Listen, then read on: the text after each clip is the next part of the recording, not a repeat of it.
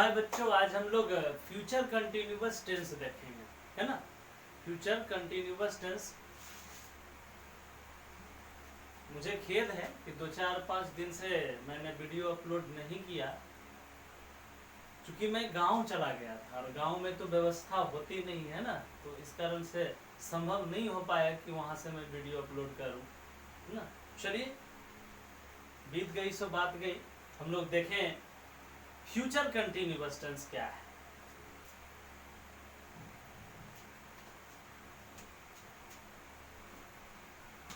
Future continuous tense,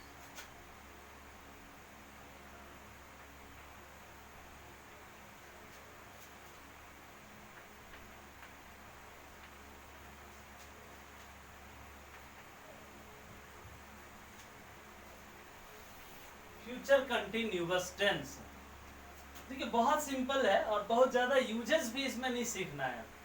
मतलब एक तरह से आप ये समझिए कि जो मोस्ट इम्पोर्टेंट रूल्स था पास्ट का या फ्यूचर का, वो आपने क्लियर कर लिया और प्रेजेंट का अपने क्लास में पढ़ा ही था।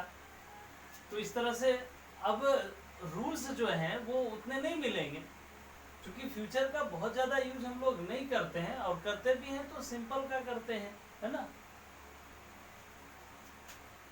फ्यूचर कंटिन्यूअस टेंस क्या है, अब इसको समझिए। वैसा टेंस जो आने वाले समय में किसी कार्य के लगातार होने की चर्चा करे। जो आने वाले समय में अगर किसी कार्य के लगातार होने की संभावना को अगर कोई टेंस दर्शाएगा तो वो फ्यूचर कंटिन्यूअस टेंस के माध्यम से ही हम दर्शाएंगे। यही हमें मदद करेगा ऐसे वाक्यों को इंग्लिश में एक्सप्लेन करने के लिए। इसीलिए तो हम लोग बोलते हैं कि the tense which denotes an action will be continue in the future time, या सीधा समझिए आप ऐसा भी कह सकते हैं कि the tense which denotes an action continuing in the future time, that is called future continuous tense. यानी आप ऐसा लिख सकते हैं कि the tense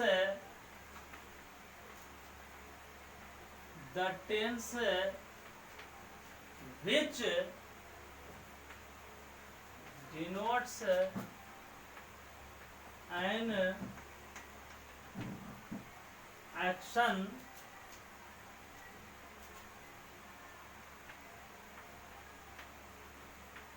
continuing in the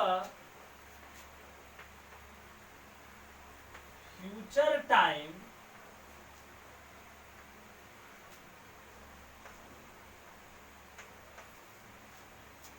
that is called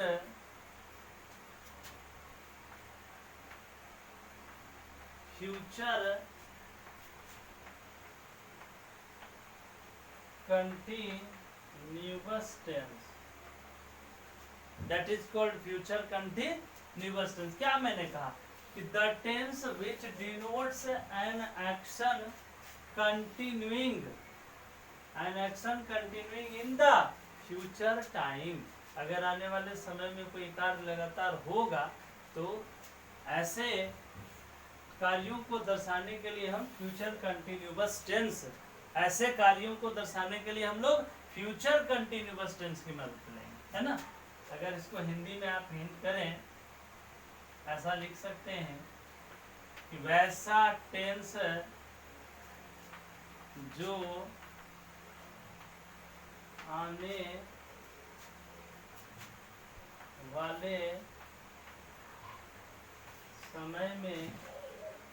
वाले समय में किसी कार्य के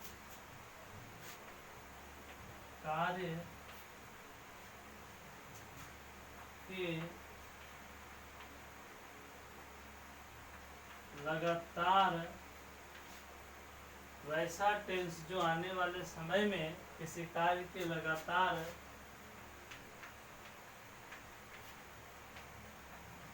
होते रहने की संभावना को दर्शाता है,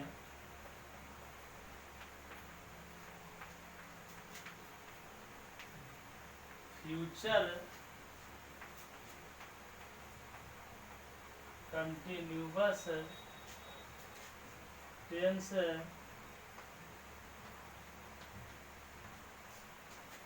कहलाता है।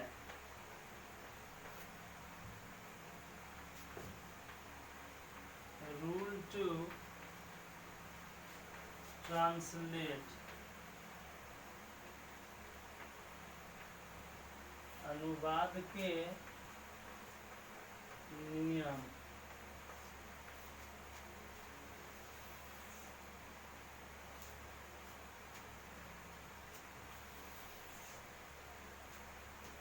रूल टू ट्रांसलेट अनुवाद के नियम क्या है भाई? रूल टू ट्रांसलेट किस रूल के माध्यम से हम हिंदी वाक्यों को इंग्लिश में ट्रांसलेट करेंगे? तो सब्जेक्ट प्लस शैल या will be before plus object, इस रूल को फॉलो करना है और इसी रूल के मदद से आपको फ्यूचर कंटिन्यूअस टेंस के सारे वाक्यों को बनानी है। फिर से समझिएगा कि the tense which denotes an action continuing in the future time that is called future continuous tense. यानी वैसा टेंस जो आने वाले समय में किसी कार्य के लगातार होते रहने की संभावना को दर्शाता है, फ्यूचर कंटिन्यूअस टेंस कहलाता है। रूल टू ट्रांसलेट अनुवाद के नियम। अनुवाद के नियम है subject plus shall will be before plus object. इसी को फॉलो करना है और बनाना। देखते हैं एग्जाम्पल एग्जाम्पल देखिए, नोट करते चलिएगा।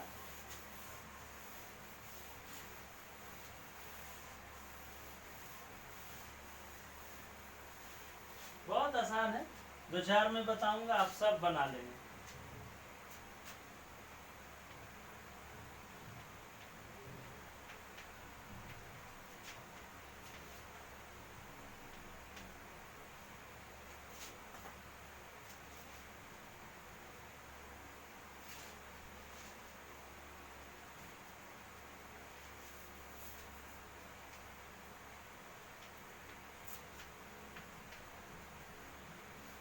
मैं आपको अंग्रेजी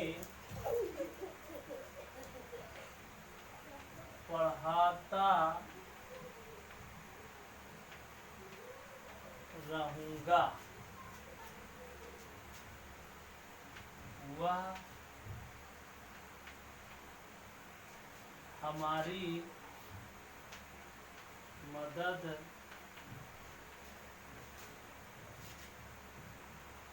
कर रहा होगा।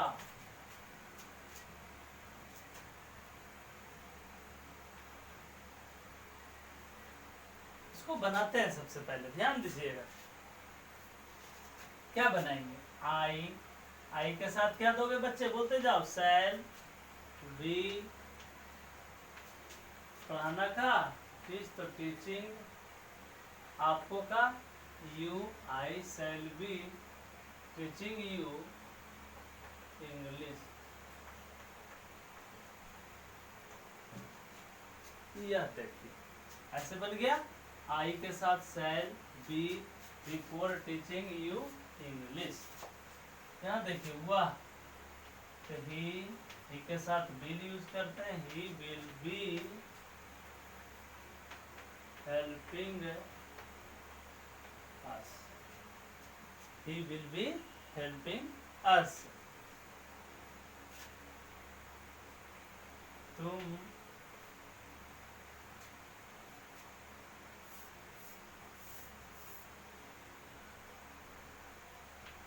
उसको परेशान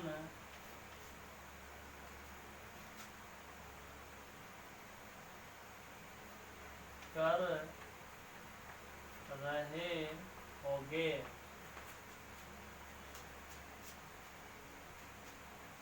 क्या बनाएंगे? यू के साथ विल बी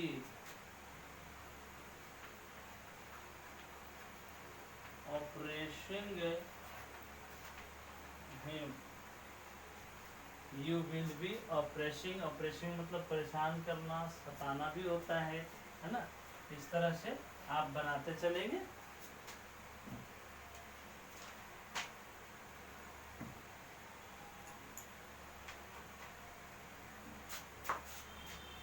आगे, मैं या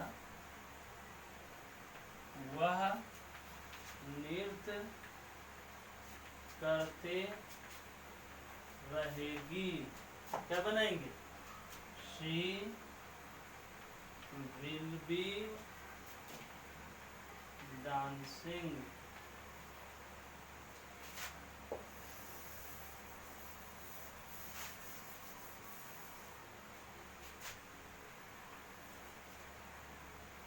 हम लोग यह कार्य करते रहेंगे, क्या बनाएंगे? We shall be doing this work, we shall be doing this work. इस तरह से चलिए जल्दी नोट करेंगे। इसी तरह काफी सिंपल है, इस तरह से बनाते चलना है आपको। तो आइए इसका हम लोग निगेटिव देखते हैं।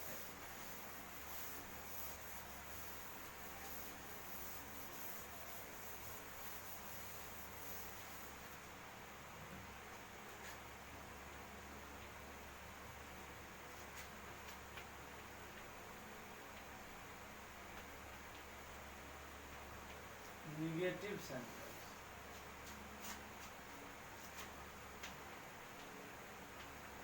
रूल्स क्या है भाई? तो subject plus shall will plus not plus be before plus object. ये रूल्स देखिए, ये जो शैल नोट है, ये जो विल नोट है, दोनों को आप लिख सकते हैं शॉर्ट में ऐसे सेंट, और इसको लिख सकते हैं वांट। इस तरीके से आप यूज कर सकते हैं। इसी को ऐसा लिख सकते हैं, इसको इस तरीके से लिख सकते हैं, सेंट वांट। शैल नोट को सेंट और विल नोट को वांट लिख सकते हैं। आइए एग्जाम्पल देखते हैं।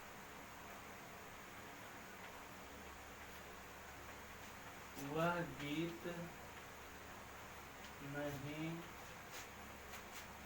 गाते रहेगी, तुम वहाँ नहीं जाते रहोगे, वे लोग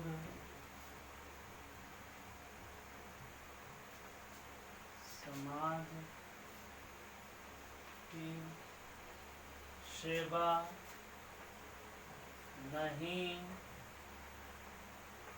करते रहेंगे। देखिएगा ध्यान से, बहुत सिंपल है। 3 एग्जाम्पल भी समझ लेंगे तो बाकी सब बन जाएगा। वह गीत नहीं गाते रहेगी, तो वह का सी, सी के साथ क्या होता है? विल, यानी कि हो जाएगा वांट। बी देना, बिफोर देना, बी बिफोर गाना का singing,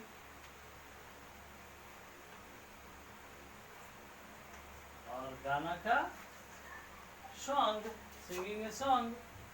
C want be singing a song. इस तरह से बन गया। दूसरा देखिए, तुम वहां नहीं जाते रहोगे, यू के साथ विल यूज करते हैं, यहाँ भी वांट, बी गोइंग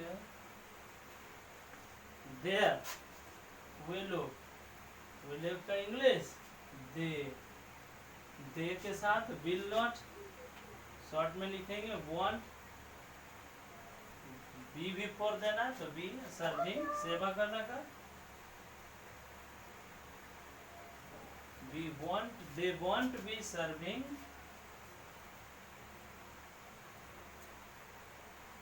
society, वे लोग,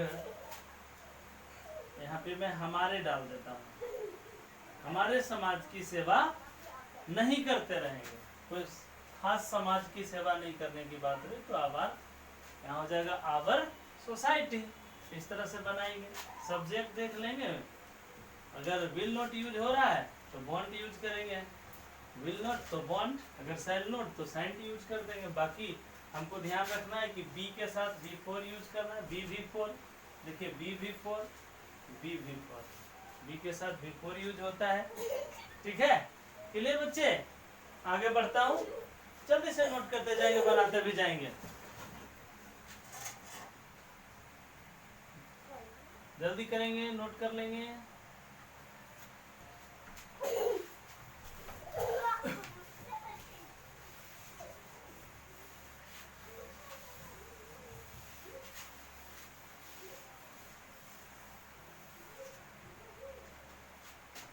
आइए अब हम लोग चलते हैं इंट्रोगेटिव पर।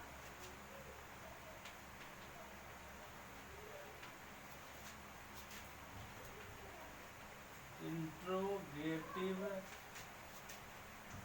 सेंटेंस,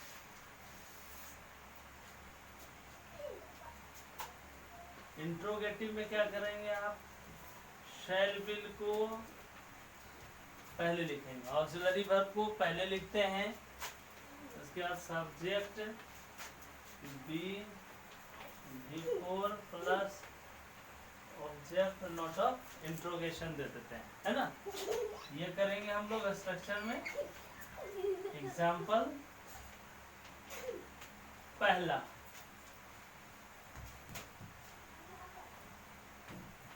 क्या राजू खाना बना रहा होगा, क्या राजू खाना बना रहा होगा, क्या बनाएंगे मेरे बच्चे, राजू है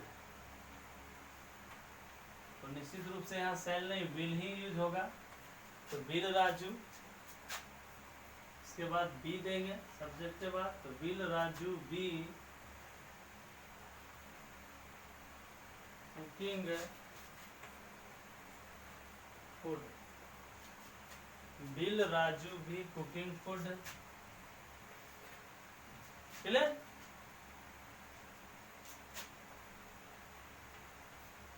क्या तुम लोग सो रहे होगे,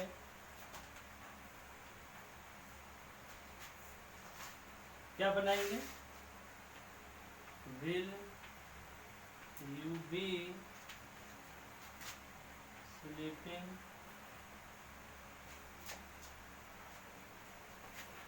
और देखिए क्या हम लोग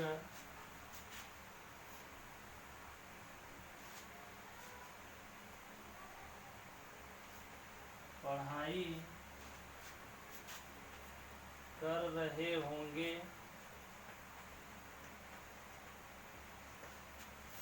क्या बनाएंगे मेरे बच्चे, यहाँ पे हम लोग है तो बी यूज करेंगे, और बी है तो निश्चित रूप से शैल, शैल बी, बी पढ़ाई करना का,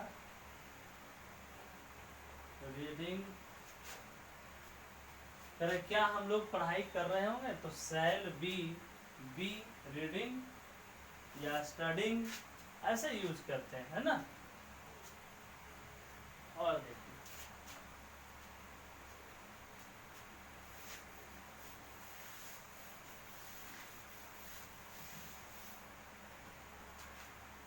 क्या हुआ है, आपका इंतजार कर रही होगी। क्या बनेगा बच्चे? वह जैसे ही है तो ही के अनुसार विल, सॉरी वह कर रही होगी तो she, will she be waiting for you, इस तरीके से।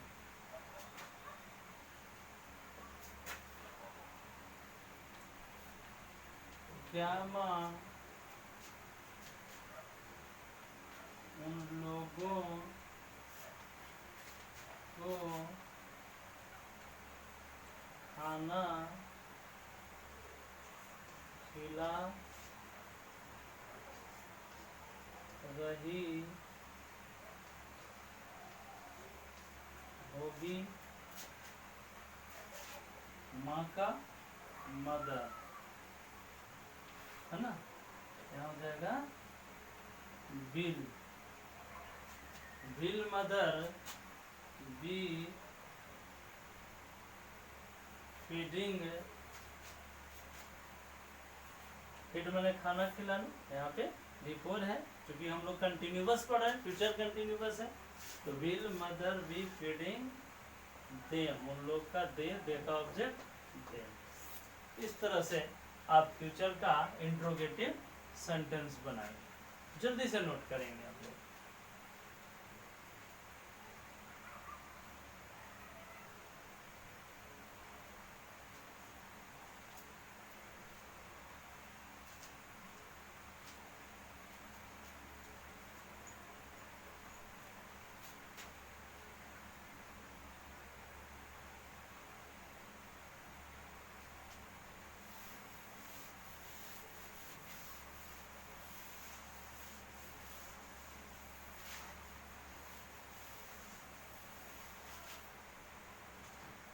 आइए अब हम लोग चलते हैं WH इंट्रोगेटिव सेंटेंस।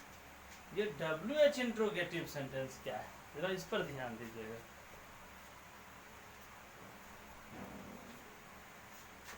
जहां हम क्वेश्चन करते हैं क्या, क्यों, कब, कहाँ, कैसे, इस तरह के शब्दों के माध्यम से यहाँ पे हम लोग बनाएंगे। तो स्ट्रक्चर सबसे पहले WH इंट्रोगेटिव वर्ड को ही हम लोग लिखेंगे। सबसे पहला काम क्या करेंगे? WH इंट्रोगेटिव वर्ड को लिखेंगे, फिर शैल, विल और तब subject be before plus object note of interrogation, है ना? Note of interrogation. जैसे वह यहाँ क्यों आते रहेगा, वह यहाँ क्यों आते रहेगा। क्यों का इंग्लिश वाई, वाई, और वह का इंग्लिश ही, और ही के अनुसार यहाँ क्या हो जाएगा? ऑक्सिलरी वर्ब विल, तो why will he coming here, इस तरीके से।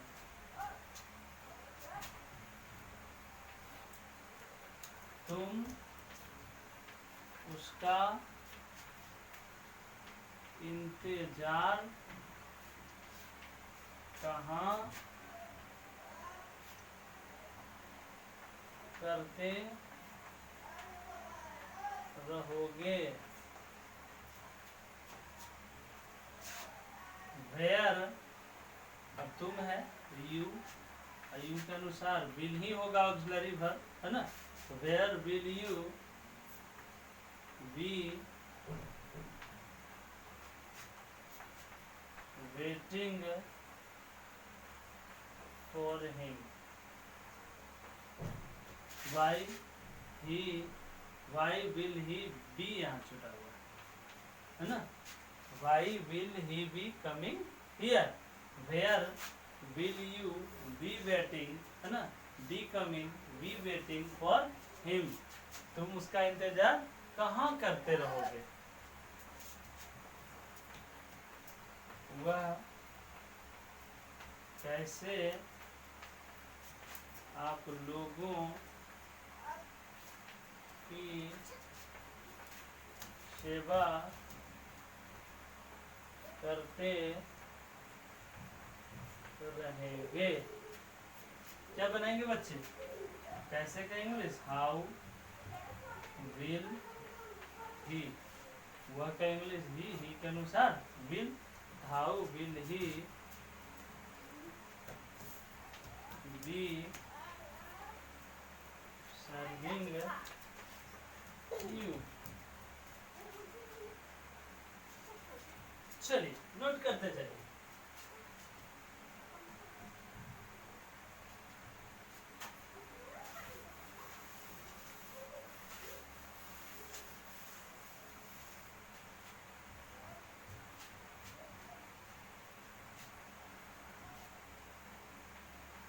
वह कहाँ क्रिकेट खेल रहा होगा। क्या बनाएंगे, वेयर विल ही बी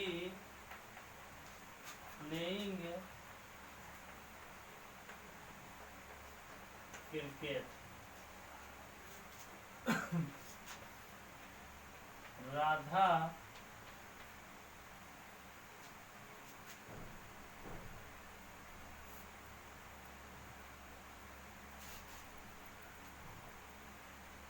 कहाँ गीत गा रही होगी। क्या बनाएंगे बोलिए जल्दी, वेयर राधा है, विल राधा बी सिंगिंग, इस तरीके से, इस तरह से आप WH इंट्रोगेटिव इसका बनाएंगे। काफी सिंपल है, सिंपल। ये फ्यूचर कंटिन्यूअस में बहुत कुछ कॉन्सेप्ट है नहीं, इसलिए यहीं पर ये फ्यूचर कंटिन्यूअस टेंस समाप्त होता है आपका। जितना ज्यादा हो सके आप प्रैक्टिस करेंगे इसे, है ना।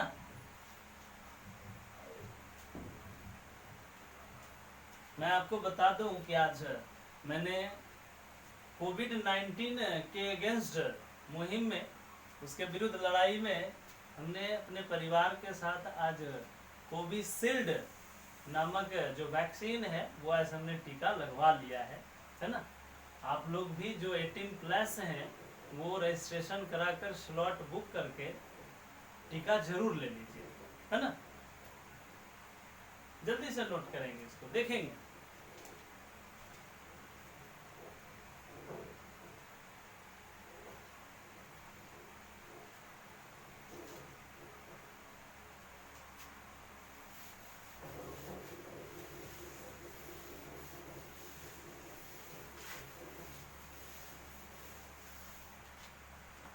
इसके बाद है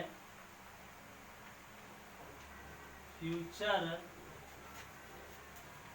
perfect tense, future perfect tense, जहाँ पे हम ये संभावना व्यक्त करते हैं कि भविष्य में कुछ दिनों तक ये कार्य चल के क्या हो जाएगा, समाप्त हो जाएगा, है ना। गौर फरमाइएगा, आप जितना पढ़े हैं पूरे सिलेबस के अनुसार ध्यान देते जाइए, जितना टॉपिक पढ़े हैं सबका रिवीजन कीजिए। आपका टाइम एंड टेंस लगभग समाप्ति पर है। इसके बाद मैं आपको वॉइस बताऊंगा, वॉइस का वीडियो आपको अपलोड कर दूंगा मैं सारा। उसके बाद नरेशन जो पहले से अपलोड है ना, तो उसमें जो कहीं भी कुछ पार्ट मिसिंग है वो मैं आपको अपलोड कर दूंगा। तो इस तरह से आपका वॉइस नरेशन मेजर पार्ट जो ग्रामर का है वो कंप्लीट हो जाएगा। बुक का जहाँ तक बात है तो एक लेसन अपने क्लास में भी पढ़ा था। दूसरी बात, इसमें 2-3 लेसन आपको अपलोड किया हुआ है, उसको अगर ग्रामर का मैं वीडियो नहीं डाल रहा हूँ तो बुक ऐसा चीज है कि जितना बार पढ़ोगे उतना बेहतर आपका होगा कॉन्सेप्ट। तो उसको आप पढ़िए। जैसे पिंच ऑफ अस्नफ डाला हुआ है, आई हैव ए ड्रीम डाला हुआ है, तो ये सबको पढ़िए आप ध्यान से, बार बार उसको देखिए वीडियो। ऐसा नहीं कि एक बार देख लिए तो आप विद्वान हो गए, उसको बार बार जब टाइम मिले तो देखिए, है ना। इसके बाद मैं ये फ्यूचर परफेक्ट का वीडियो अपलोड कर दूंगा, है ना। और ये फ्यूचर परफेक्ट जैसे ही कंप्लीट होगा, इसमें कुछ कॉन्सेप्ट्स है ना, जैसे डबल क्लाउज है, कुछ लंबे लंबे सेंटेंस जो दो सेंटेंस मिलकर कंबाइंड होकर बने, उन सब की चर्चा मैं फ्यूचर परफेक्ट में करूंगा। और इस तरह से हमारा टेंस खत्म हो जाएगा। उसके बाद हम लोग वॉइस का कॉन्सेप्ट मैं आपको दूंगा, वॉइस आपको सिखा दूंगा, है ना। प्रैक्टिस करते रहिए। आपको जो मैंने दिया है सुहाने सफर ऑफ इंग्लिश, उसमें हर एक चैप्टर का, हर एक टॉपिक का ऑब्जेक्टिव डाला हुआ है। इवन आप जो टाइम एंड टेंस में आपको पढ़ा रहा हूँ, तो ये सब का उसमें ऑब्जेक्टिव डाला हुआ है। टाइम एंड टेंस का ऑब्जेक्टिव जितना ज़्यादा से ज़्यादा प्रैक्टिस करेंगे उतना आपका बेहतर होगा कॉन्सेप्ट आपका, उतना अच्छे स्टूडेंट आप बनेंगे। देखिए जितना क्वेश्चंस प्रैक्टिस करेंगे ना, उतना बेहतर आपके अंदर कॉन्सेप्ट क्या होगा, सेव होते जाएगा। केवल आप कॉन्सेप्ट पढ़ लेंगे, क्वेश्चन प्रैक्टिस नहीं करेंगे, ये कॉन्सेप्ट भी धीरे धीरे डिलीट हो जाएगा आपके माइंड से। इसलिए कॉन्सेप्ट तभी जिंदा रहेगा जब आप क्वेश्चन प्रैक्टिस करेंगे। तो अभी टेंस का पूरा क्वेश्चन प्रैक्टिस कीजिए, चैप्टर निकाल के। वो बुक में जितने भी आपको दिए हुए हैं चैप्टर वाइज, उस सब को आप इंट्रोडक्शन पढ़िए, ऑब्जेक्टिव बनाने का प्रयास कीजिए, समरी प्रैक्टिस कीजिए। जो आपसे बन सके वो अपने से काम करते रहिए। आपको काम करने के लिए बहुत कुछ रखा हुआ है, बस आप लगन नहीं लगाते हैं। काम करते रहेंगे, हमेशा व्यस्त रहेंगे, आपको फुर्सत नहीं मिलेगी। और इधर से मैं जितना संभव हो सकेगा उतना मैं वीडियो डालते अपलोड करते रहूंगा, है ना।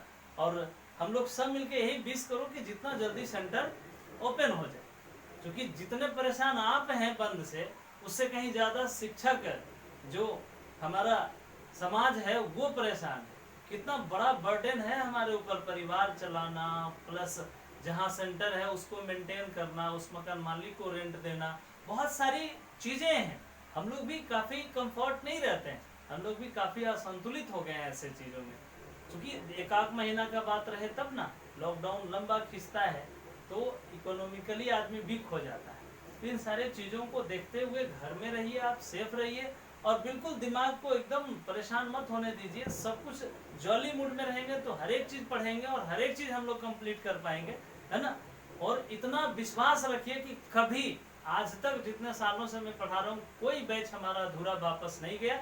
लेट सवेर हुआ है, लेकिन कभी कोई बैच असंतुष्ट नहीं गया और ना कोई बैच अधूरा गया है। पूरे कंप्लीट होके गया है और सब जॉली मूड में निकला है हमारे क्लास से और अपने कोचिंग से, है ना। तो इस तरह से आपको भी पैसेंस रखना है और जितना काम हो सके अपने से करना है ना। और मैं जो पढ़ा रहा हूँ उसका सारा ऑब्जेक्टिव बनाते चलना। जैसे टाइम एंड टेंस आपको पढ़ाया, बस केवल फ्यूचर परफेक्ट बचा हुआ है, तो फ्यूचर परफेक्ट बचा, उसके पहले तो पूरा आप कंप्लीट कर लिए, तो पूरा ऑब्जेक्टिव बना दीजिए। 20 बनाएंगे अभी, फिर 20 बनाएंगे शाम में, इस तरह से बनाते चलेंगे, काम करेंगे तब भी ठीक होगा। फिर वॉइस में पढ़ाऊंगा आपको तो वॉइस का ऑब्जेक्टिव दिया हुआ है, वर्क तो आपको HW दिया हुआ है, उसको आप सीधा एग्जाम्पल करते चले जाएंगे, आप पूरा प्रैक्टिस करते चले जाएंगे। स्टोरी ऑफ इंग्लिश है, जहाँ पर पढ़ाना कम है, आपको स्टडी ज़्यादा करना है। देखिए वो जो आपका बुक है उसमें स्टोरी ऑफ इंग्लिश भी बीच में डाला हुआ है। स्टोरी ऑफ इंग्लिश से 15 नंबर 10 नंबर सवाल हमेशा आता है, तो उसको अपने से जरा आप पढ़िए कि क्या है स्टोरी ऑफ इंग्लिश, है ना। बहुत अच्छे से उसमें सबसे ज़्यादा ध्यान दीजिए बुक का नाम, ऑथर का नाम, कौन सा बुक किस ऑथर ने लिखा। बैठे बैठे अभी इतना सब तो कर सकते हैं, रटने वाली चीज़ है, रट सकते हैं कि रेनबो को किसने लिखा, है ना, ओथेलो किसने लिखा, गीतांजलि किसने लिखा। ये सारी चीजें आप अभी से तैयार रखिए इसको, क्योंकि ऑब्जेक्टिव में उसका भी ऑब्जेक्टिव दिया हुआ, इधर पढ़िए और ऑब्जेक्टिव प्रैक्टिस कीजिए, देखिए याद हो जाएगा। ठीक है मेरे बच्चों, अभी मैं बिहार शरीफ में हूँ, कुछ ऐसा अर्जेंट वर्क आ जाता है कि गांव जाना पड़ता है, तो थोड़ा वीडियो आपका रुक जाता है ना। इसलिए ज़्यादा परेशान नहीं होइएगा, पैसेंस रखिएगा। आप जितने उतावले रहते हैं, मैं भी उतना ही बेचैन रहता हूँ, लेकिन हर एक आदमी के पास कुछ ना कुछ मजबूरी रहता है, जिस कारण से डिसकंटिन्यूटी हो जाती है ना। चलिए फिर ठीक है, बाय बच्चों, सेफ रहेंगे और प्रैक्टिस करेंगे। मैं तुरंत कंटिन्यूअसली मैं फ्यूचर परफेक्ट का वीडियो डालूंगा आपको, कल ही आपको मिल जाएगी वीडियो। ठीक, बाय बाय।